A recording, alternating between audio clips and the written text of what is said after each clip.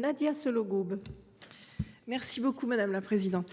Madame la Ministre, vous n'êtes pas sans ignorer que dans le cadre de GEMAPI, le transfert de la gestion aux collectivités concernées des digues domaniales entraîne, bien que l'État en reste propriétaire, l'inscription de ces digues à l'actif des communes ou des collectivités ou des EPCI. Alors, cela pose un énorme problème comptable parce que certaines de ces digues ont une énorme valeur, parfois des dizaines de millions d'euros, et se pose la question de l'amortissement de ces biens qui sont donc désormais, qui doivent être inscrits à l'actif des collectivités.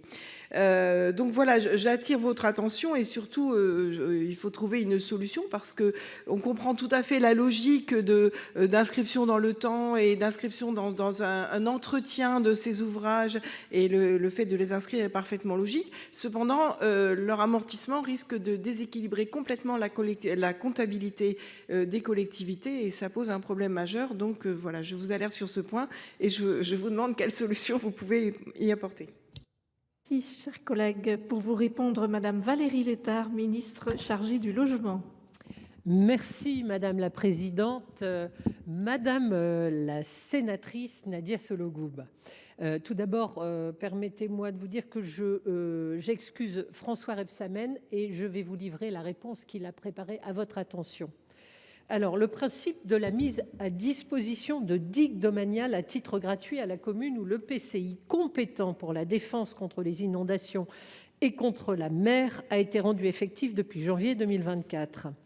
Si la mise à disposition des digues domaniales aux collectivités implique pour elles les droits et obligations rattachés à la gestion de ces digues, notamment en matière d'entretien et d'investissement, elles n'ont pas l'obligation d'amortir leurs dépenses d'investissement sur ces ouvrages. En effet, le périmètre d'amortissement obligatoire des collectivités du bloc communal, à l'exception des métropoles, est précisé par le Code général des collectivités territoriales et n'inclut pas les digues. S'agissant des métropoles, je précise que celles-ci disposent de la faculté de neutraliser cette opération d'amortissement pour annuler les effets de cette dépense sur le plan budgétaire, comme cela est prévu par l'article D 5217-21 du Code général des collectivités territoriales. De manière plus générale, l'avis du Conseil de normalisation des comptes publics n'a pas de valeur normative, mais contient des préconisations en matière de gestion. En l'occurrence, ce sont les dispositions de droit commun qui continuent à s'appliquer aux collectivités qui exercent notamment la compétence GEMAPI et donc l'absence d'obligation d'amortir.